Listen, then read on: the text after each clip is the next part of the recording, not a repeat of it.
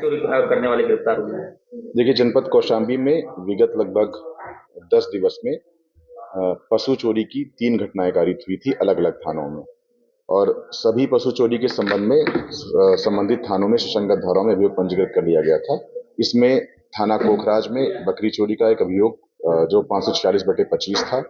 थाना मंझनपुर में 425/25 जिसमें एक भैंस चोरी हुई थी। इसके अतिरिक्त दिनांक 18/12 को थाना मंझनपुर में एक और अभियोग 438/25 पंजीकृत हुआ था।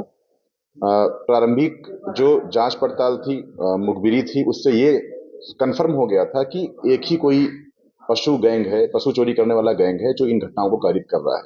सर्विलांस, सीसीटीवी तथा जो अनावरण करने वाली टीम है तीनों ही थानों की, इन सब के द्वारा लगातार अनावरण करने का प्रयास जारी था। इसी के अनुपालन के क्रम में कल दिनांक 18/19 की रात को मुखबिर खास की सटीक सूचना पर पशु चोरी करने वाले गैंग को हिरासत में लिया गया है। इसमें से जो गैंग का एक साथी है, उसने जान से मारने की नीयत से जब फायरिंग की पुलिस पार्टी पर, तो उस पर आत्मरक्षार्थ उसके पैर पे भी गोली लगी है जवाबी फायरिंग में। इस तरह अब तक इस गैंग के 4 सदस्य गिरफ्तार कर लिए गए हैं।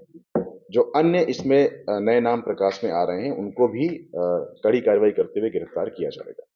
ये क्या पहली बार चोरी किए थे या इससे पहले भी लोगों को? नहीं, जैसे कि मैंने अभी बताया, अभी प्रारंभिक पूछताछ में पिछले 10 दिवस में इन्होंने 3 चोरी की घटनाएं कारित की थी और तीनों ही घटनाओं पर कोखराज में एक अभियोग और मंझनपुर में 2 अभियोग पंजीकृत हुए थे।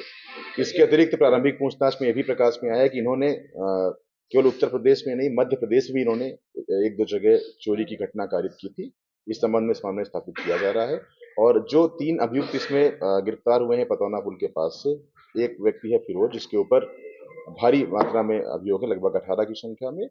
दूसरा जो अभियुक्त है गुड्डू, उसके ऊपर 8 अभियोग और दिलशाद के ऊपर 5 अभियोग पंजीकृत हैं। इनके पास से भैंस बरामद हुई है या फिर और कुछ? हाँ जी, इसमें चोरी की हुई 3 भैंसों को थाना करारी में बरामद करके दाखिल किया गया था। इन अभियुक्तों के द्वारा भी पहचान की गई है तथा वादी के द्वारा भी अपनी भैंसों की पहचान कर ली गई, उसे सुपुर्द करने की कार्रवाई भी प्रचलित है। इनकी मॉडस ऑपरेंडी यही है कि इनके द्वारा पहले रेकी की जाती थी। 2 तरह के काम होते थे। पहले या फिर ये किसी तरह से व्यापारी बन करके उसी पशु मालिक के पास जाते थे, मोल भाव करने का प्रयास करते थे, इसी बहाने वो रेकी कर लेते थे।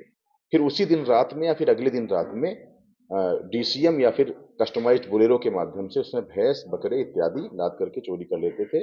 एक और इसमें प्रकाश में ये चीज आई है कि एक गाड़ी इनके पास अक्सर रहती थी जो आगे आगे रेकी करते हुए रास्ता क्लियर कराती थी और पीछे से उस डीसीएम में वो जानवर लाद करके कई बार कटने के लिए बेच देते थे या फिर कई बार किसी ऊंचे दाम में दूसरे प्रदेशों में या फिर दूसरे जनपदों में बेच देते थे। ये क्या ठंडी समय में एक हैं जो चोरी किया है आने अभी तक की पूछताछ में पिछले 15 दिवस में सर्दी के मौसम में 3 घटनाएं इन्होंने कारित की, जिसका खुलासा हुआ है।